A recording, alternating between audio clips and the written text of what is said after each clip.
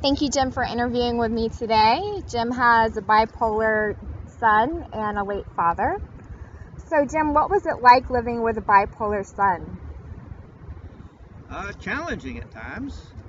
I mean, most of the time, couldn't really tell anything, but there were at various times it was more of a challenge. So, what kind of challenges did you face?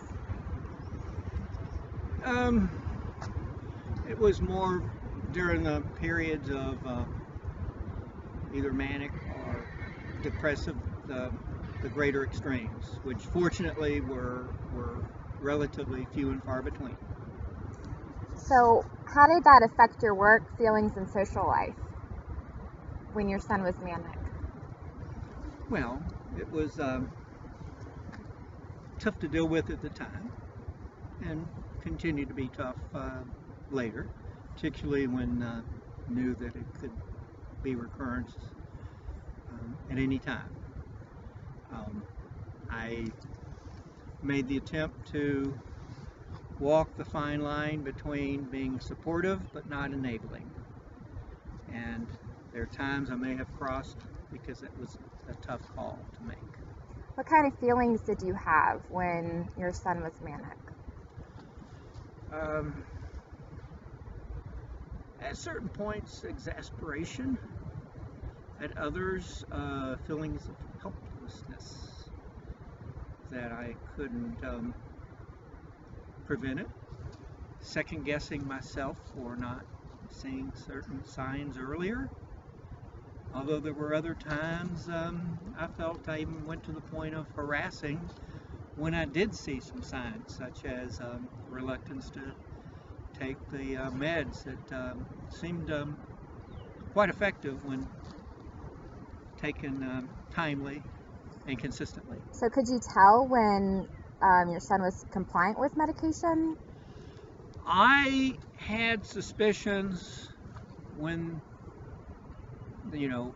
at times when there was non-compliance, and particularly once the problem is if you wait till it was to the point where it's obvious, it's really often at that point too late, and attempting to catch up it just didn't seem to work. Were they resistant to taking the medication? Were they resistant to treatment? At times, I think it's the exception. I think my son finally realized that bipolar is like treating diabetes, that it's something, there's not a cure, but there's treatment. And if you do the treatment, you can keep it in check. But there were also exception times, particularly when you got off the meds, and this happened to my father later as well. There's this feeling of euphoria if you stop taking the meds, and so it's reinforcement. It's kind of like a negative drug addiction, is that the more you don't take it, the more you don't want to take it, and you feel like you don't need to take it. And so there were certain periods of argument. What did you notice when your son was not compliant with medication? What kind of symptoms did you notice? Well, at first, it was seemed to be almost a higher energy level, or like doing a lot of things. And then after a period, it became more erratic behavior. And fortunately, the few exceptions where it went on, there were some times, when he became, I'm convinced, does not recall the end of the episode. What did you find to be helpful with coping for yourself? Well, denial didn't work, even though I know that's often an easy out way to for myself. I run quite a bit, so doing other things, going on with my life. I mean, not to say I ignore what goes on, but there are times that there's only so much I can do. What did you find to be helpful for your son to cope? Did you were they hospitalized?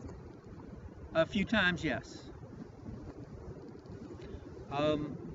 With what I'm convinced are mixed results. Mixed So results because, yes, I understand when it got to that extreme, some intervention was necessary to get my son to take the meds. Often, when it got to the point where he wasn't voluntarily taking them and convinced he didn't need them. And a few times I'm convinced, these were episodes I'm pretty sure he didn't recall to those extremes. Again, fortunately, those were rare exceptions. well, thank you so much for interviewing with me today. Is there anything else that you'd like to add? No, I'm glad that my son is doing much better, and he's taking his meds, to my knowledge, quite consistently, even though I don't see him as often as I did. But he seems to be very settled in his life, and I'm very hopeful that those few rare incidents are in the past. Okay, thank you so much, Jim.